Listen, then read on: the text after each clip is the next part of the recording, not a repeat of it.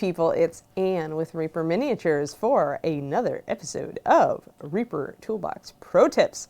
How is everyone this morning? How many people do we actually have in chat? I see a couple. Birds in the wilderness. Tips. The white chat wilderness or the black chat wilderness, depending on, what your screen is. Mine is white chat. Morning or afternoon or... Yeah, Robin, thanks for asking. I got on meds and actually slept last night, so I feel actually pretty good. So it's all good. But it was still amusing for, Ed to get Ed likes to crash my show every once in a while, I think. Privately, I think he does. So, so yes, my doctor visit went well. My doctor is very awesome. I love her very much. I've had her for, over 10 years now. You is here, Everlina. Good to see you. Yes, Ed is a crasher, and he loved it. Exactly. That's totally. Ed, it would not surprise me if Ed and Dave totally crashed parties back in their initerant youth and enjoyed the heck out of it. Hello, everyone. Hello, Mike. Yes, hello. Everyone. I'm still mixing up my paint a little bit. Jacob, hello. Because it was a rainy day and getting the dog to... Hey, we've got dog pictures today. Oh, we do. I have to I upload sent them. Justin a couple pictures of my Kiri girl. While you're mixing, I'm going to get those uploaded. Yeah. Also, hello, Rings. Hello, Robin. Yes, hello everyone. Malin starting the stream off. Hello to Le Mans, as the French say. Hello to the world. With some bits. Thank you, Malin. To the Reaper world this morning. The Reaper digital world. We're in a digital universe. I am mixing up all sorts of stuff. Yeah, Ed said he did pinning, and that's a very good technique to have in your toolbox, especially if you're working with resin or metal. Don't need it so much with bones because the glue tends to melt the bones together pretty well.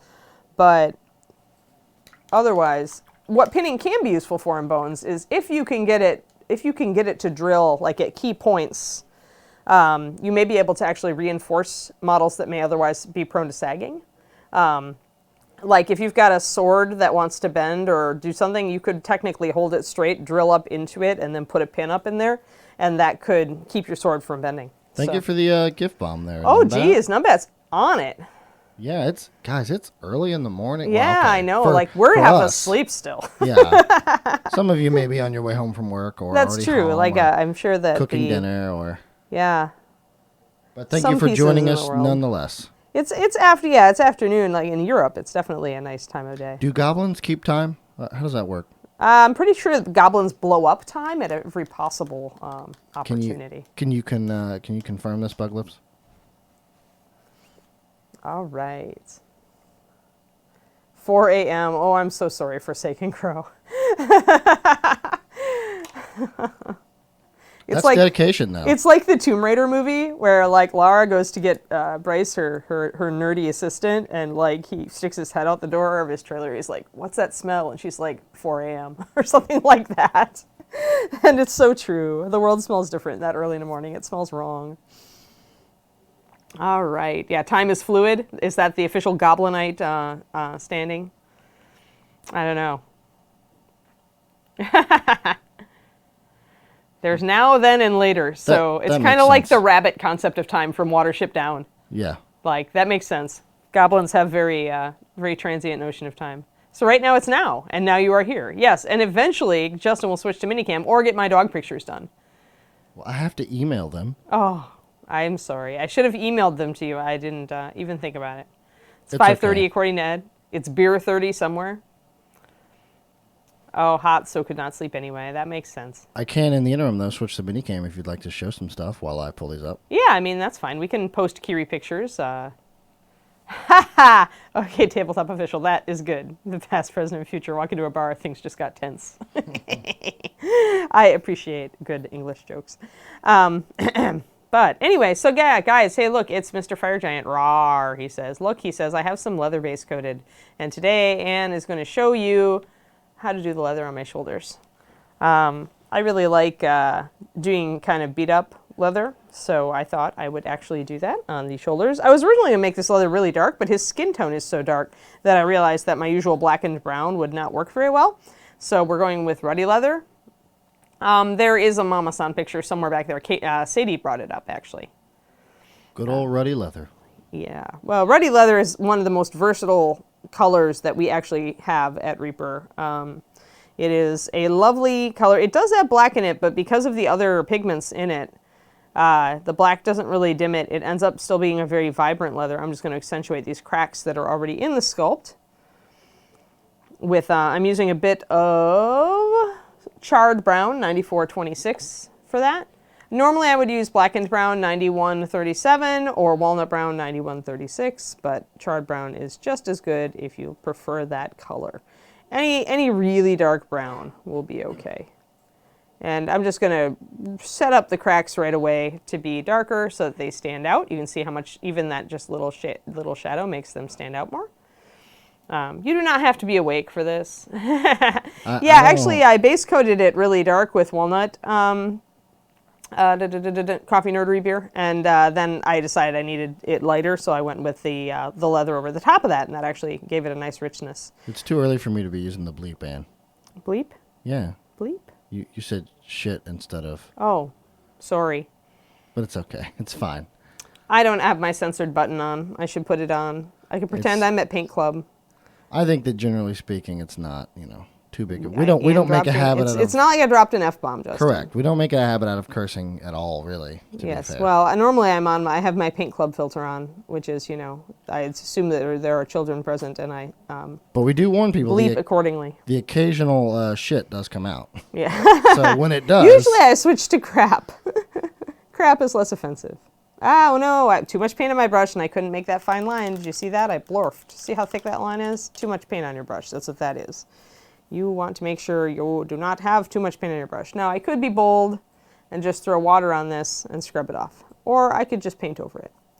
But since it's still wet, throwing a little bit of paint on it and scrubbing it off is super easy. And then if you pull the water off of the surface that you just put there by using an almost dry brush, it'll dry super fast and you can go back and re-add your little line. How you doing, Rhonda? Rhonda's here. Yo. Justin's swearing. My poor ears. Are you? Says Zypherius. Zypherius. Yeah, so much language. We should just try to use as big of words as we can possibly conceive of. Instead of using profanity, we'll simply use too much vocabulary. I find that's actually a little easier. You know what's more difficult? Only using monosyllabic words to convey your message. Well, for you and me, yeah, because we like polysyllabic words. Yes. We like to talk with big words. Yeah, it pisses my fiance off regularly. Although, actually, in a role-playing game, I used to run Werewolf, the Apocalypse, and I used to, a lot of my NPCs were like Lupus, who grew up as wolves, and so I would make myself use very simple words for the Lupus. So I could probably do it. I could probably, okay. Talk like wolf. Short word. Let's do it. Let's do it. No, let's not do a whole thing that way. People will love it. Although I did have a couple of Lupus who learned better English, but, it was fun. It was a fun exercise. Let's not get scatological here now, Dr. Bob. Even if you are a doctor. I'm not sure if you are a doctor. Oh, trust me. Profanity is definitely a primary for me, typically speaking. I have to censor the hell out of myself. Yeah, the heck out of yourself? The heck, yes. The heck? Where the hell is heck, Justin? Where the heck? Where the hell is heck? It is very easy for me to use profanity in normal life. Yes. It's harder for me to... If I'm tired and grumpy, the F-bombs just fly. They do. Yeah. Especially, honestly, Reaper is we often curse around here. But it's not like at each other. It's just at the great injustices of the universe, really. There's nothing more cathartic, in my opinion, than a giant F-bomb in the middle of, what you're doing. All right, Because so I'm just adding off. in a little bit more leather color on the outsides of this down here because I didn't get as thick of a coat on you guys. But you can see how pretty that ruddy leather color is. It's really nice. And it stands out from his volcano brown skin really well. And paint pretty, me think good. Yes. Yeah, Buglips is in character now. Oh, I see. Me paint thing good. Yes. Yes. Only a master's, but I get to wear the fun academic robes with the wizard sleeves. All right. So you're a doctor, not a non-doctor doctor? There we go. Good enough. Yes, we could go all scientific and swear with scientific terms, Madame Gargonzola. You're right. Feces. That would. I reserve the right to use the bitch word because Kiri, you know, it's female dog, darn it. And actually, it's a term that I use all the time because of dog breeders. Breeding. Yeah. As an ex-dog breeder and somebody still involved in the dog hobby, we use that word all the time in not a swearing I was about to say, it's very common in those circles, right? I mean... Oh, well, that's how you refer to it's dog and. Oh, you know, it's stud and, you know. Interesting. Yeah, so always. There's no reason to beat around the bush on that. All right, so let's do some leather. Let's actually, what do I want to do? First I want to add some dark soiled spots. And we're going to be stippling a lot today because it's actually a great technique for leather. I like to stipple with thinned paint because if you try stippling with thick paint, you get definite marks. So let me actually just do it on his foot so I can see. So if you try to stipple with thick paint, you get definite little, like, obvious, like, well, this is actually thinner than I thought, but you know, you get definite marks, right? You can definitely see them. You don't get so much a randomized texture. But if you stipple with thinner paint, so let's throw some water in that, you can essentially stipple and do layering at the same time. Oh, look, it's Kiri. Okay, so everybody looks on the left side of my screen. That is my puppy. She was at the vet this weekend, but I got a couple of good pictures of her at the vet. So that is Kiri. She is 12 years old. She's very sweet. She is a super sweet kitty, or dog, sorry. Wow, it is early. It is really early, super sweet puppy. Though she does love kitties. All right, so if I thin this down a bit, I get more of a subtle effect on that other foot, see? And you can build that up just like you can build up layering. So if I wait for that to dry and then I add another layer, I can get a nice randomized texture. Yeah, doesn't she? She has a super happy face. I love my Kiri girl. Gonna be sad when she goes. There we go. So I can essentially, see that? So that's thicker paint and that's thinner paint. And it gives you a subtle texture. And then the more you build it up, the more random you can get on it. So it gives you a way to do a randomized texture. If you need something to look more random, like a natural surface like stone or leather, it is a great way to do that. So see, that's 3 layers. You can see how it's built up and giving you a lot of artifacts. Yeah, she has Yoda ears. Coffee Nerdery Beer. I call them the Yoda ears. They also fall off when she meets you. It's like, oh no, your ears fell off. She's adorable. Right now I'm just using a kind of a craptastic sable because it's my mixing brush, Solar Vind. So what I often do is if I have a Taklon, depending on the space, but I've only got flat Taklons in here right now. But any brush that's already doing this is a good call for stippling. This one, as you can see, doesn't keep a great tip, this sable, so I'm also using it. You do want to use a stiffer bristle. So I wouldn't go anything softer than sable. I wouldn't like go camel hair or anything. And I don't have a brush that I use just for stippling the Calisandra. I use whatever brush is already kind of beat up. That's a shape I want. So obviously, if I'm stippling on a bigger surface, I could probably get away with this big ol' huge number 10 because I could and with a flat, you can kind of vary it by varying the direction of your stipples, right? You can kind of circle the flat.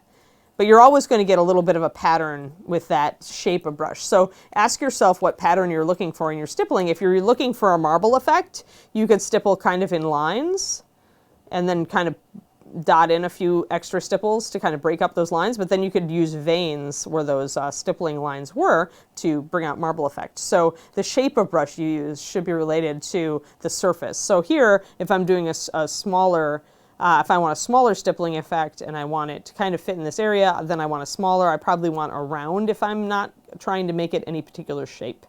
So there you go. Sable is technically a little bit soft to do it, and you do wreck a brush if you're going to stipple a lot. You can blunt the point, so that's why you would want to use a brush that's already blunted, already used for mixing. You know, my mixing brushes are usually the ones that I reach for, just because they're already kind of a wreck. But you also, if you're going to stipple, you got to ask yourself how much of the surface you want to cover, and choose a brush size appropriately. You don't necessarily want a tiny brush unless, you know, this is a Escoda size, oh, I don't know, I think it's like a 1 or something like that. It looks a lot like a 1 or a 2. Maybe, yeah, it's a 2. And so for this brush is perfect. If I like kind of blunt it out, if I want a large pattern here, I'm going to be able to cover the surface pretty well. with this area. In fact, it might even be a little bit big if I want to do some more randomized edge patterns, but we'll see. We'll see if I can get it to work. We'll do, right now I just want some dark blotches kind of on the interior of each of these leather things, especially around these bolts, or the nubbins, because I want dirt buildup and, you know, soilage that's happened and just kind of pooled there and then had dirt dumped on it, or more likely soot, since he's a fire giant. Yeah, Bug Lips is right. I mean, I don't save many busted brushes. Like most of my brushes that are worn way down are actually beyond even this level of use. Like, because most of them are really good Kolinskis that have just finally given up the last gasp and have 2 hairs. So just little randomized. See how those look just splotchy.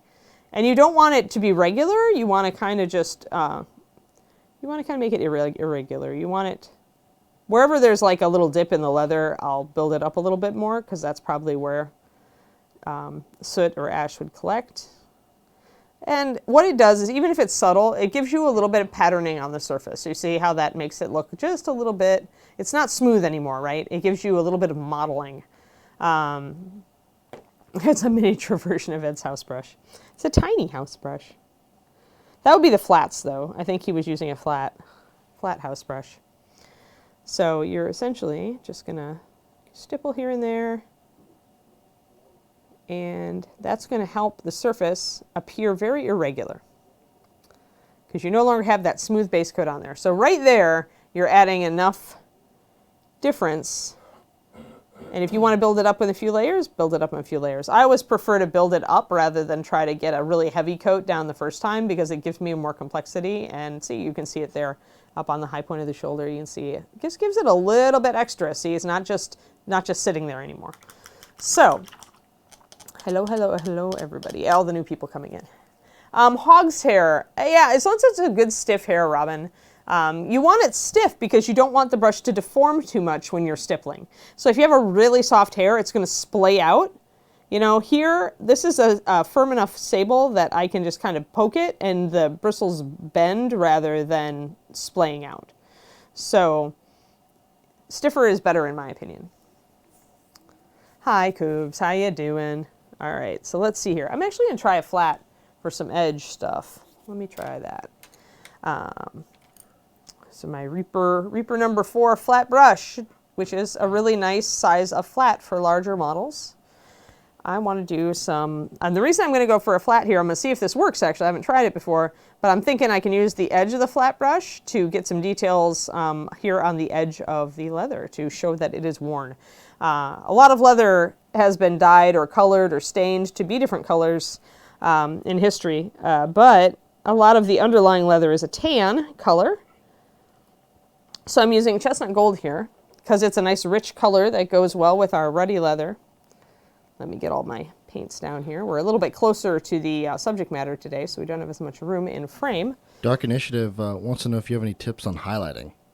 Highlighting what in particular? Give me an example. Highlighting what? Highlighting and no. Highlighting. It's a reference from the movie. No. No? No reference? No reference. I don't watch movies, remember? I think it's from Super Troopers. Oh, I never saw that, so. Oh, it's pretty ridiculous. But at any rate, so highlighting, really thin your paint is the bottom line on highlighting. Because the minute you add a lighter color to your paint, you're going to essentially cause more coverage, which is going to keep you, if you're trying to highlight smoothly or get blends, it's going to fight that. So let's see if this actually works. Trying to use the edges here. But anyway, on the underlying, I was saying is leather often is been colored down through history or just built up a lot of soilage. But when it cracks or when you see it rub off of edges, it's usually tan. So I am adding stipples. See it? Yay! So yeah, Dark Initiative. It depends though. Like there are tips for highlighting faces. There are tips for highlighting cloth. There are tips for highlighting just about everything. I don't remember if I've done a thing on layering or highlighting. I've done it for my Patreon, for sure. Actually, I just did a tutorial for $2 level on my Patreon. That was the different types of blending. So it actually would show you how to use wet into wet or dry into wet, layering, wet blending, two-brush blending. I even go into two-color brush. It's a video, and there's a companion PDF. And my Patreon is patreon.com/paintingbig.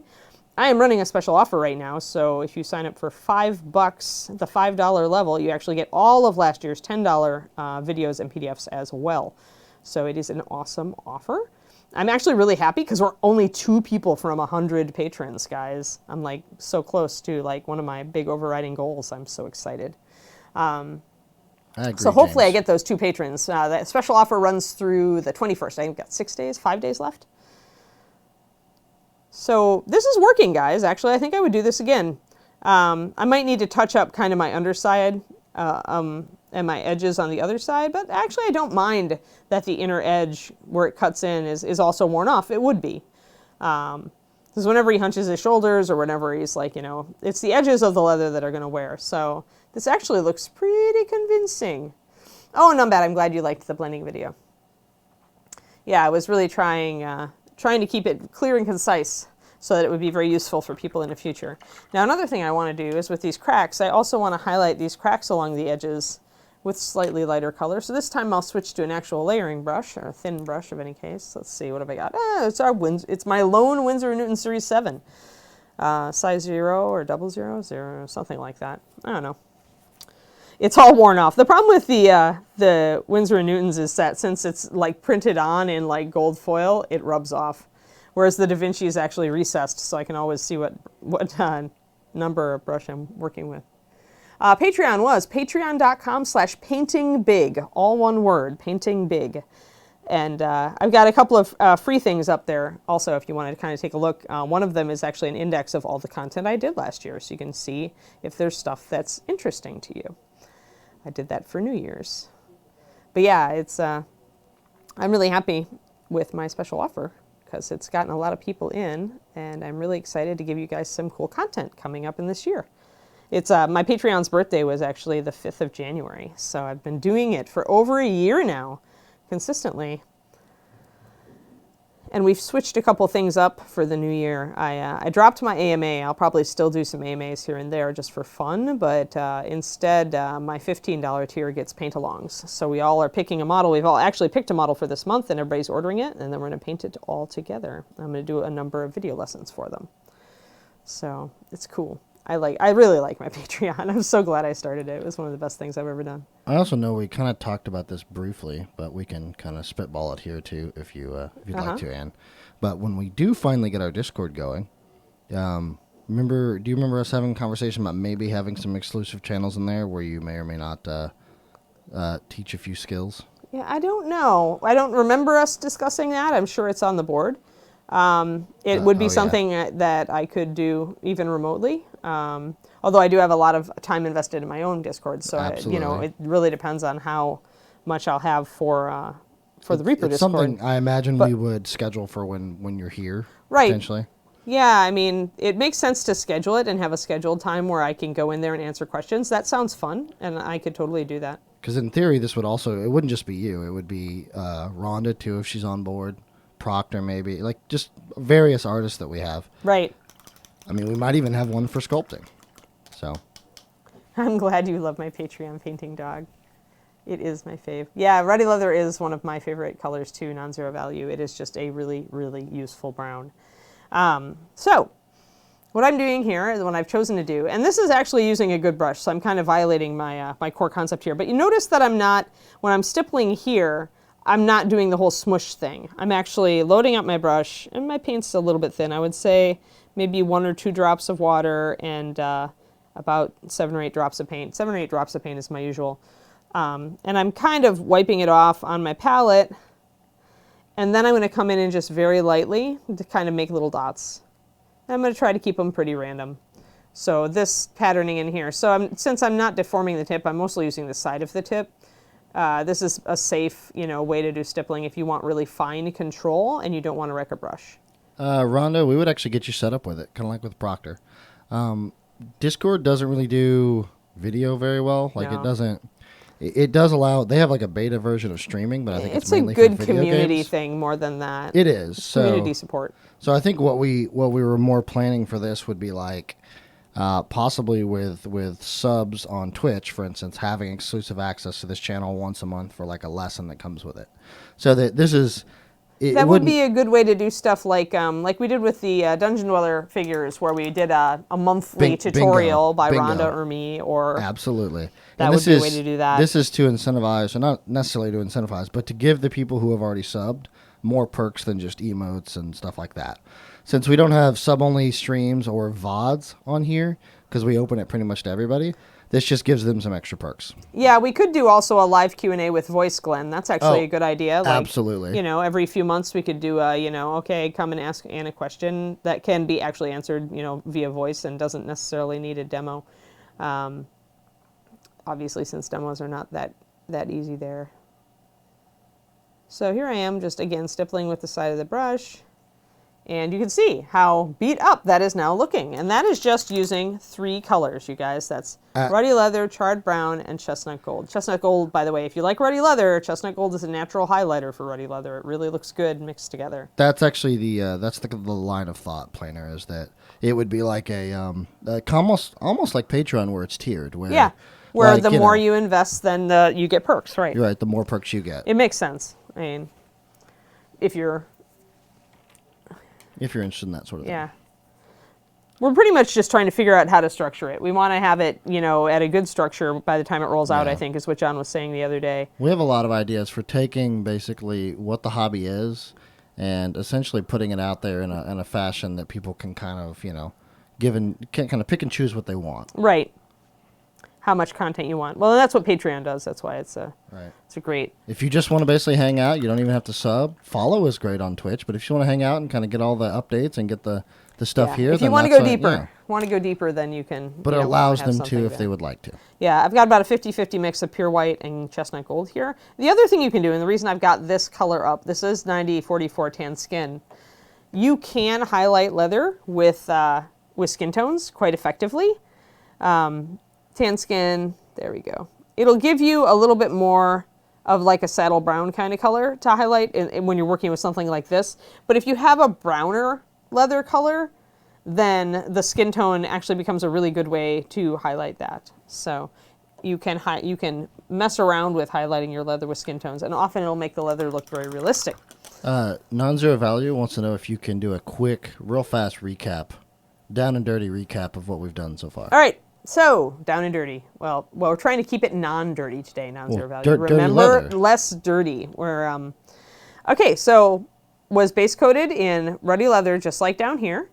Then I went back and I put I darkened in these sculpted lines with a bit of the charred brown. So all of these lines that are sculpted to be slashes and scars on the leather. And then we took our charred brown and we thinned it down a little bit, and we stippled with a stiff brush with one of my crappy brushes, my crappy mixing brushes. We stippled some more charred brown onto the surface here. You can kind of see it there. See the darker areas and the darker dots in here. We stippled that to make it look like the surface was kind of pockmarked and had built up oils and dirt and ash over time. And then we went in, so just like natural, you base coat, you shade, and now we're highlighting. So I'm taking chestnut gold, and I've essentially highlighted the lower edge of these little slashes to make them look like they're 3D and more 3D and standing out so that they really catch the eye.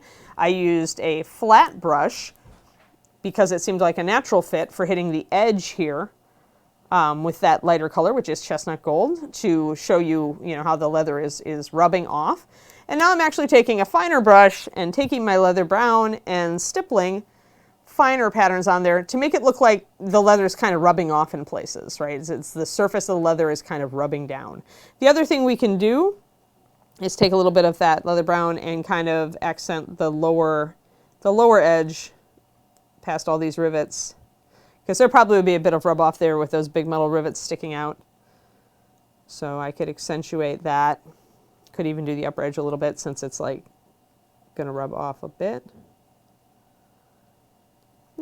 And how much you want to do this, how much you want to accent it is really up to you. So far I'm pretty happy with how this looks. Would you add Would you add any sort of, maybe not scarring, but like polished bits to those metal studs? Yeah, I would totally. I could bring them up absolutely. Like I could do them in metallic. These are just like their base coat. I always go dark with what's metal. Yeah. With fire giants, I like to go with blue liner, which is actually what this is, because I like kind of a bluish iron, kind of black iron look. Right. And it's a nice complement to all the orange that is on the fire giants. So I could take these up with NMM, doing like blue liner.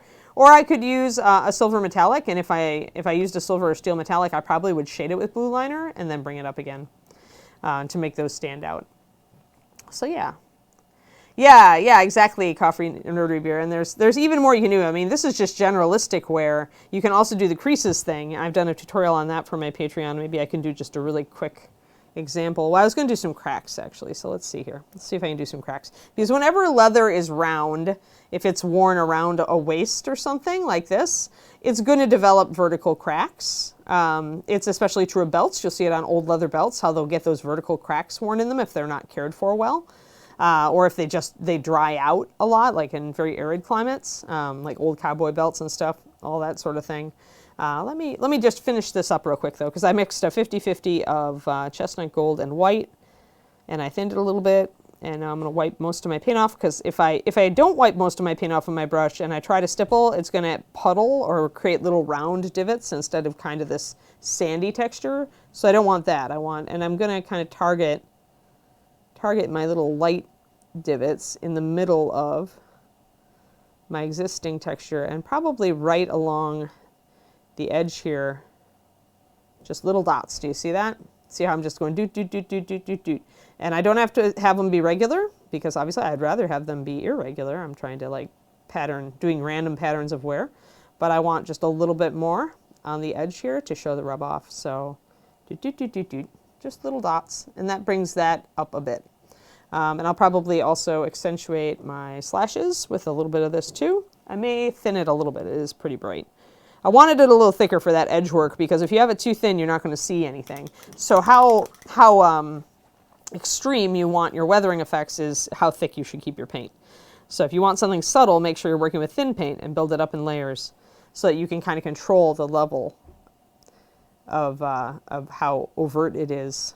And if you want a more subtle effect, or you're trying for a thinner line like I am right now, thin your paint a little bit more. I didn't want a big bold line at the bottom end of that scratch. I only wanted a little bit of a suggestion that light was hitting it. So I'm thinning my paint. Thinned paint and a good sharp brush are the keys to control. That and taking most of the paint off of your brush after you load it. We are here in the rain, actually. We've got rain down here today. So there we go. Yeah, just a little bit. See how that really brings those out, just like up there. So yeah, there we go. I'm happy with that. And you can see how even adding just a little bit of that highlight color made this stippling really pop. So that's where you have to ask yourself, how overt do I want to go with this? Do I really want to go up to that level, or did I like my previous effect where it was more toned down? And that's really up to you. It is showing up a little bit excess on the camera because of the exposure we've got right now. So it is a little bit more subtle in person. All right, I'm going to touch that up, get that upper rim. If your paint isn't coming off your brush very well, you know that it's drying in the bristles. You want to rescue it and rinse it right away. I keep a lot of moisture in my brush when I'm loading it, so I have moisture in the hairs that are not having paint on them. Get a little bit more stipples down here. Yay, stipples. I love stippling. I think it's great. I love randomized patterns, and I love that kind of work like that. So what colors would I use if I were doing black leather? Blue grays, Star Wars Geek, probably, along with, I probably would start with pure black. I would probably do that, or with, I've done blue liner as well, because it can give you that blue-black, that really, really polished leather seems to have.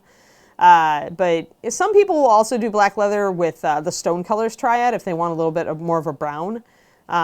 If you were doing a really, really dark black brown, then I would probably start with black, but I might go up actually with blackened brown and ready leather, just to get that like dark leather with a little bit of a polished brown highlight. So it really depends on black leather, but most often if you want that shiny, shiny, shiny black leather, then I would go with a blue-gray highlight, because it's going to be reflecting the sky. That's essentially why it looks that way. But you can still use these techniques. It still works. And you can introduce some browns as well, because black leather, again, is probably going to wear down to, it's been dyed. And so if it cracks or if it wears, it's going to go down to a brownish color. Let's do some cracks. So I'll start my cracks with my tan, or with my chestnut gold. Ta-da! There we go. Oop, chestnut gold, stay there. There we go, 9073. Seriously, underrated color, guys. So useful. Steel Dancing Reel, this is one of several. This brush today is a Winsor & Newton Series 7 Kolinsky Sable. Kolinsky is the term that is used to denote the top 2 tiers of sable brushes. Scientologist, I don't think unless Justin put a link in the chat of my Patreon, but it's patreon.com/paintingbig, all one word. Thank There's you for supposed asking. to be a command, but I don't. You have not given me a Patreon command. Oh. No, I think there is a command. It's just not enabled for some reason. Oh, okay. Well, we'll see if we can do that. So, all right, let's use our chestnut gold. Let's try to imply that there has been some cracking here. I'm going to just kind of I'm going to sketch in some thin vertical lines first. It doesn't have to be real strong, especially, I mean, the way to get a straight, I'm using my 2 fingers here straight, because you don't really need to be totally straight with your lines, is to go fast and to swipe. So like doing a quick swipe gives you a very relatively straight line. Just go fast and go like that. So that gives you, you can barely see them, but it gives you a sketch. And then you just follow that line. You just go back and make it heavier. Oh, I was talking about Kolinsky sables. Kolinsky is the name given to the top 2 grades of sable brush. They keep the best point. They have the best snap, meaning they will retain their shape after use, and generally are just the highest quality. You're going to pay for quality, so you're going to be paying somewhere between 10 and 18 bucks per brush, depending. But if you think about it, when you're paying $3 to $5 for a Taklon that's going to get a destroyed tip in, 2 miniatures, but then you've got a Kolinsky sable like this brush is at least 7 years old. And I mean, I haven't used it like every day, but it's still great. I mean, it's for what I have. So when I do use a brush every day, if I'm painting 40 plus hours a week, I find a Kolinsky will take me 6 months plus to go through, like to wear down. So they are worth the money. They're definitely worth the money if you take care of your brushes, if you rinse them frequently. There we go, Anne's Patreon. Ta-da, there I am. So yeah, essentially Steel Dancing Reel, if you take good care of your brushes, getting a good Kolinsky is going to level you up almost instantaneously. It is the single tool choice that can really impact how well you paint. And the reason that I always tell people to buy a good brush is that it reduces frustration. Finally, you have a brush that can actually hit things like eyeballs on tiny buckles. And it just reduces so much of the inherent frustration when you're trying to master brush control to actually have a brush that does react well. So it's anything else is you. You're not unsure whether it's a crappy brush or whether it's you or what you need to do. So good brush, definitely worth it. Reaper sells Kolinskys. We sell grade 2, so they're a little bit more affordable. Our black-handled Reaper brushes are, here, I have one right here. Here's the 0 Reaper Pro Paint, finest sable, which is a grade 2. And I was just using it actually yesterday because it was holding a really nice tip. It's a little bit wider. You kind of have to look at brush shape too, just so you know. Like, you can see that this brush on my right, which is what I've been using, is thinner. And this brush has what they call a wider belly. So there are all sorts of brush shapes, and they will do different things better. So this brush might actually be a little bit better for thicker paint, because with thicker paint, if you try to put it on a thin brush, it's going to dry really fast. But with thin paint, you like a thin brush because it's going to move off of those bristles. It's going to stay wet. It's got enough water in it. So if you're working with like wet blending, where you're working with thicker paint, you might want to get a heavier belly than you otherwise would if you're working with a lot of thin paint. So I tend to like a more narrow brush because I work with a lot of thin paint applications. I'm doing a lot of layering, which is a wet into dry, where I'm thinning my paint extremely. I would totally send Justin a picture of my latest project for Adepticon, except that it's not safe for work, so we can't put it on stream. Oh, I can censor it. Oh, can you censor it? Absolutely. All right, I'm going to do it. What time is it? Okay, yeah, we've got time. Oh, somebody just Patreoned me. Thank you, patron. I'll see you in a little while and say thank you. Where is Wuchki, I think is how that's pronounced. They want to know what size the Series 7 was. I believe it is a size 0 or 00. It's one of the two. Unfortunately, the barrel's rubbed off, so I can't tell. But I'm kind of guessing it's a 00 because it's similar to a Reaper Aught 5 with our Kolinskis. And I think those are kind of appropriately, I think those are similar. I kind of can see 00. Here, I'm going to email this to Justin. Mail, or wait, maybe I don't want that one. I want that one. There we go. Mail to Justin at Reaper Mini. I'm sending you mini porn, Justin. And to be censored model. I mean, is it nudity or is it pornographic? It's nudity. It's nudity. Because I like attractive women with bare boobs. Censor this. Who doesn't? Well, this is a demon. Because it's a creature caster model. There we go. So really all you need is the torso area, and you'll just have to put little pasties. She actually does come with pasties that you can glue on. But I haven't done that yet. I haven't decided whether I like them. So Justin will, in a few moments, get what I've been working on. You guys are special because I haven't even showed this to my patrons yet. I was going to have to censor it myself or put it in my Not Safe for Work channel on my Discord. Oh, and yes, if you become a patron, please join my Discord. We have a really friendly, fun community of people on there from all over the world, and I love it. And I do, yeah, it's a cool model, right? It's one of their greater demons. Demon of Ecstasy, I think. And it's one of the newer ones from last year. She's big. She's 175 millimeters tall. I measured her last night because David thought she was smaller. I'm like, no, this is 7 inches tall. Because I like big stuff. We started out with calling me painting big for that reason, but now it's also like thinking big, so it's both. We do I do little stuff on my Patreon too. So doing little slashes like that. Technically, it would be more effective if I kind of also did them on the other side, although I've got some, obviously I've got a slash in the leather up there. You don't have to have them meet in the middle, but it will carry the idea a little bit more if you have some of them meet in the middle. Like that. That's what you're looking for when you're cracking a belt. Yes, we can show nightmarish demons as long as we don't show any evil nipples. And I can say nipples because we say it all day in the paint department. So we always joke that you will hear more nipple jokes in the paint department than in any other department. I'm renaming this thing Nipple Demon. Nipple Demon. She doesn't have a head. I'm working on the head separately because it's got a lot of tiny detail on it. So be prepared for a headless demon. But what I wanted you to see about that is the skin tones, guys. So hold on, Justin will get it up on the monitor shortly. And bam. Let's drop that on you. Ah. There it is. All right, so at least you can see the blending on the stomach, which is what you're doing. So I did start with a Zenith Highlight Prime on this, actually. I wanted to experiment with it. I've been working with helping people. I want to help people a bit with using Zenithal a little bit better. Sadly, you cannot see the awesome blended chest because Justin has gone farther than pasties. She is a lovely model. She actually has 6 arms. She reminds me of kind of an Indian goddess. So I'm kind of painting her more like that and a little less demonic.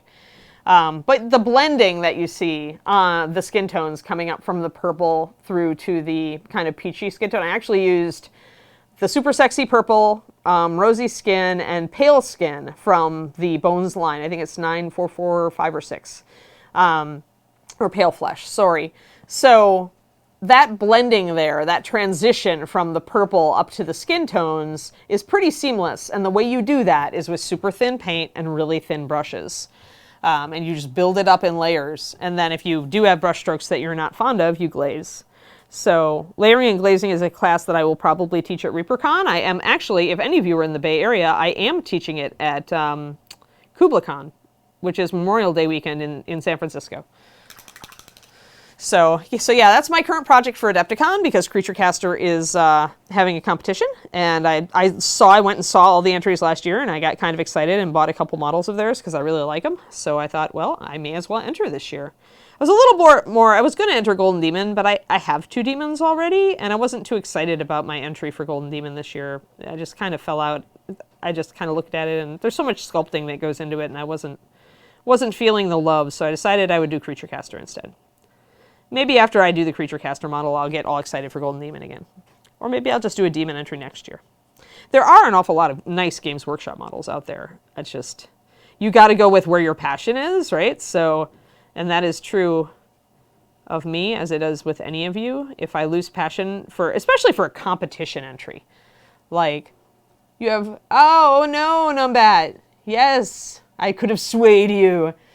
Yeah. Well, I'm going to be out there again. I went last year, Numbat, to teach, and now that they're doing kind of a, where you can, it's like Gen Con, you can actually charge some money for your classes and just get a little bit of compensation for your time. And I usually bring supplies too, since I can get paints and stuff from Reaper. So, I like it. I like the venue, and I'm trying to help them. They're trying to grow their classes category, because they used to always just do kind of little free ones. But now they're trying to have real painting classes offered that are taught by really good people. Like David, my boyfriend, David Diamondstone teaches. Matt DiPietro came last year and taught. Just really, really good, like crystal brush winning painters. So that's Kubla is a con that's been around a long time, but it took a long time for the painting hobby part of it to get more gumption. So now their painting competition was actually very good last year. Had some amazing entries in it. So I hope that they can keep that up and encourage their local community of painters, because the Bay Area has always had a really strong miniature painting community. So hopefully we can pull that in more. So looky, cracked leather. That's how it looks. That's how it should look. So you don't have to make the cracks go all the way across, and you shouldn't, because it's going to be more inconsistent. This is actually a good place to put cracking, because this is at the top of the curve of the shoulder pad. So it's more likely to crack where it's sharpest curving, essentially. Let's see. Yes, David does. My boyfriend is talented. I am so proud of him. So Fainity. So yeah, I'm actually horrible at brush care. My self-defense mechanism for keeping brushes good is actually to rinse them really frequently. I just found that if I do that, I'm good. If I ever see any paint, if I ever see any paint gathering down here in the ferrule, like really close to here, if I see some discoloration, let's see if I have a crappy brush that I've kind of discolored. Not really, a little bit. Crappy brush here kind of has. You see that little dark area down near the ferrule? That means that's probably why this brush is going poof. It means there's paint down there. And if you kind of press, you can sometimes feel if there's a hardness under the hairs and that, as opposed to softer if you squeeze up here. If you feel kind of a hardness down there, then you know there's paint globbing up and dried in there. And so what you can do is get, I like Winsor & Newton Brush Cleaner and Restorer. It's a fluid, it's a non-toxic fluid. I just put a little bit into one of my ceramic wells, because it's stinky and you still don't want to get it on stuff. And then I just here, I'll show you guys the motion I use. I pour it in, and then I roll my brush back and forth, and kind of see how I'm kind of smooshing the brush a little bit, so I flatten it out, and I repeatedly do that, and what that does is that works the cleaner up into the ferrule, so it'll loosen up paint in here, and then you wipe it off on a paper towel using the same kind of rolling motion, and then you essentially rinse and repeat until you're done. And then you can rinse it out with actual water and kind of judge how well you've done. But I love Winsor & Newton Brush Cleaner and Restorer. You can also use, if you don't have paint in the ferrule and you just want to make sure your brushes are nice and clean, you can use the pink brush soap. And you can also form the brushes up with that into, just leave a little bit of it in the brush. It's a conditioner as well. Just kind of wipe it into the brush at the time you're done and make sure you shape it into a nice tip. And then you can leave it until the next time you use it. Yeah, a Winsor & Newton isn't toxic either. It's a non-toxic one. So, yeah, I didn't know that Creature Caster had one, but they're really going heavy into paint now. They came out with their own paint line last year. I actually picked up a couple of their metallics to see if I liked them, because they had some really interesting colors. Some bad brushes. Oh, we have some bad brushes from Michael Collins. Okay, this is what you don't want your brush collection to look like. This is releasing brushes into the hands of children at multiple conventions.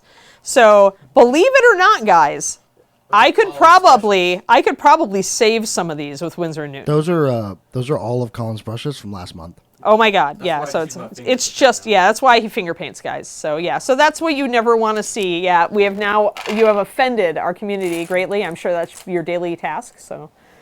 So yeah, but yeah, any brush cleaner, try different brush cleaners. Some of them are going to be very much like a non-toxic paint stripper, which is what the Winsor Newton brush cleaner and restorer is. I mean, you can't get it on your ferrule or it will take paint off. But it also is it's the best thing I've found for getting paint out of the ferrule if it's caked in. I rinse my brushes a lot, so I don't often see that sort of caking. And also don't load up your brushes extremely. So when you put paint on your brush, you can see where the paint is on mine right now. That's about as much as I load, maybe 2/3 of the way up, but I try never to load the brush up to here. And I don't use my good brushes for mixing ever, if I can help it. Sometimes I forget and I make a mistake, but there's no horror tag on this stream. Maybe we need one. But yeah, so only load your brush up part of the way. Don't let paint get close to here. And rinse your brush often. Like the minute I start to not be able to have paint come off my brush where it's a little bit harder or maybe I don't get an even streak, I know it's drying. So I stop and I rinse. I also tend to just reload between brush strokes. Like I'll do the brush strokes like I did here, do the lines, and then instead of just reloading my brush, I'll rinse it first and then reload it. So things like that. It's little tips, just not to abuse them. Never leave them tip down in the paint bucket. You'll cry in your water jar. So now there are some companies that make holders that will hold the tips of your brushes in the water instead of swooshing them against the bottom. Problem with that is if you leave them in there long enough, it is going to loosen up the glue that holds the brushes in here. So no free for this class. The 11 o'clock stream doesn't have a /free yet. We're still thinking about, we want to give it a month and see how it does, and then maybe think about giveaways. Because Justin is the one who does giveaways, and right now he is buried under them. Because Ed just gets very, very, very, very generous. Very, very giveaway happy. Yes, yeah. Ed's just throwing product at everybody. Yeah. I mean, yeah. Winsor Newton for when you done goofed. Exactly, Amadeus. That is exactly so. Yes, true. That also, the water will make wooden handles swell and break the enamel around them also. So if you have cracking paint.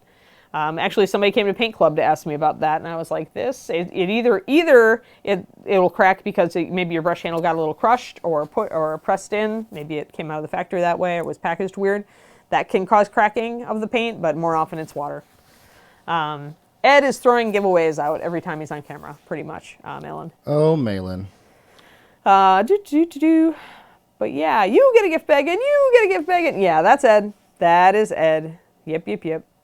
Yes, Justin really does his best trying to keep you guys in giveaways. We just don't want to overburden him because it really, I mean, he's IT, he's videography, and he also has to do all the packing and mailing for your giveaways. So we thought it would be fun. We may end up giving like just one special giveaway for this stream eventually, like do something that's more interesting and focused and not just throwing product. We almost certainly will do giveaways. We always tend to. Yeah, but we're just easing into this particular show. But anyway.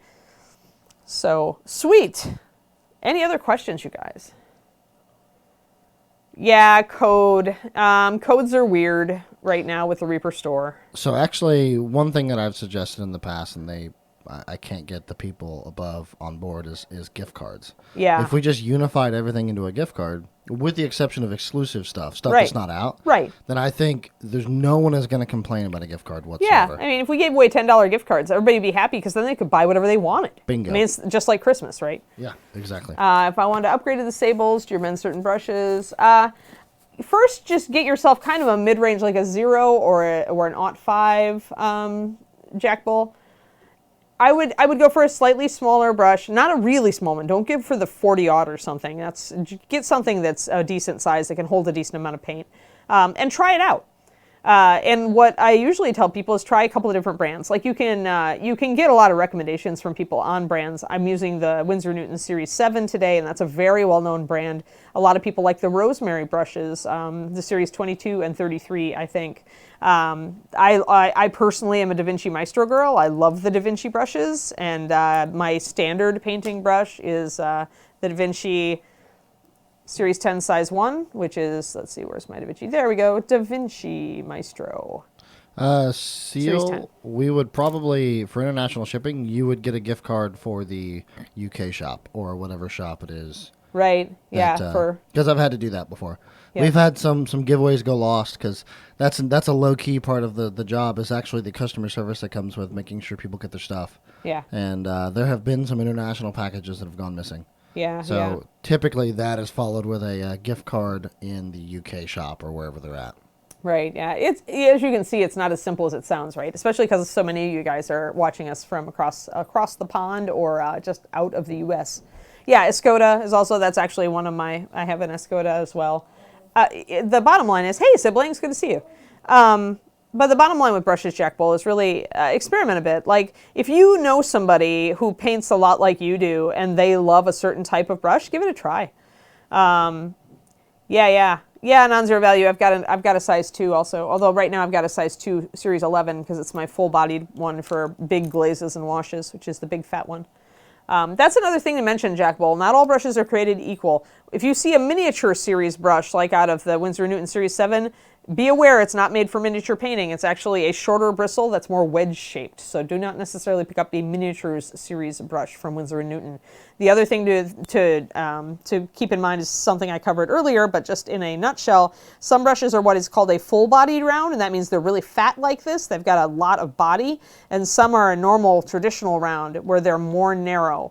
And these are good for thicker paint, and they carry the paint and they keep it from drying because they essentially carry more paint in their body. But if you're using thinner paint, use a thinner brush because it's going to be hard to control it if you put it in a big thick brush and it comes more smoothly off the finer tip of this brush. I'm definitely a full body round. You're a full body round, like if Justin was a brush. Yeah. Yes. What's Ed? Ed's probably my terrain brush. There we go. Okay. I am definitely a Da Vinci Maestro myself, although, probably I'm a little pudgier. I'm probably, somewhat of a full body. I used to be a full bodied round. Now I'm just a round. Nothing wrong with being full bodied. No, number one, that's the other thing. Reaper is my addiction brings up a great point. Yeah, Raphael, I also have Raphaels. They are really interesting because they've got a full body, but they also narrow to a razor sharp tip. But sizing is not, Jack Bull is not consistent across brush brands. So that's where it helps to like go on Facebook or in our community here. People can probably suggest some specific sizes, especially if you mention what you're painting. Like if you paint a lot of 28 millimeters or you paint a lot of monsters, the response may be different. But yeah, looking at it, yeah, the 5/0 Reaper is similar to the 2/0 Winsor & Newton, and apparently also the 2/0 Rosemary and Company Series 33. So very, very similar. But you just never know. Yeah, no problem. Well, painters love to talk about brushes, Jack Bull. So, if you get any painting community online started on brushes, everybody will have their faves and everybody will have an opinion. So, and then you just have to kind of sort through it and see what might apply to you. All right. So, wrap up. All right. Wrap up. Wow. All right. So, as you can see, we did some awesome battered up leather today. It's really cool. It looks neato. We used stippling and we didn't use glazes, but if you did decide that like this was too much and you wanted to make it blend in more, especially if you're doing leather texture, sometimes you do it and you're like, ooh, that's too bold. You could always do a glaze, which is just thinning down a lot. Like say, I would probably do a glaze with my base color, which would be the ruddy leather. And I would show you the consistency. It's just really, really thin. Ta-da! Like a wash. That's even maybe a little bit heavy. Depends on the paint though. Darker paints tend to be a little more transparent. You can get away with it. So then I would just take that and I would just paint it right over the top of what I've done. And it would knock it down a notch, essentially. It would take that tan down just a little bit. See, make it more subtle, make it blend in a little bit more. So that would be one additional tool I might use if I thought that my textures had gotten out of hand. But yeah, and then we use some layering just to do some freehand lines to suggest cracking. So yeah, and using just 4 colors, just these 3 colors and plus a bit of pure white for our chestnut gold to do all that. So there we are. You can't see those 3 colors. You can't see the 3 colors. Wong. There we go. Ta-da's. There it is. There's our 3 colors. And you could easily, if you don't have charred brown, 9137 blackened brown is a great substitute and works well with ruddy leather. All right, yes. All right. Oh, Moobot is telling you about my Patreon now. Yay, Moobot. All right. Awesome. So it was fun today, you guys. Thanks for coming out. It was kind of sleepy when we started, but now I think that Justin and I are kind of awake, but could probably still use some caffeine. Yes, most people do have these colors, so it's like, it's an easy way to practice your leather. And Mr. Giant here is really good for it. I mean, this is a great shoulder pad to practice leather on. It's just got a lot of area, so you can do a lot to it. That's the nice thing about bigger models is you have the room to do things like textures and cracks and scuffs and things like that. Trying to do it on a tiny little shoulder pad is a lot harder than trying to do it on somebody bigger like this. All right.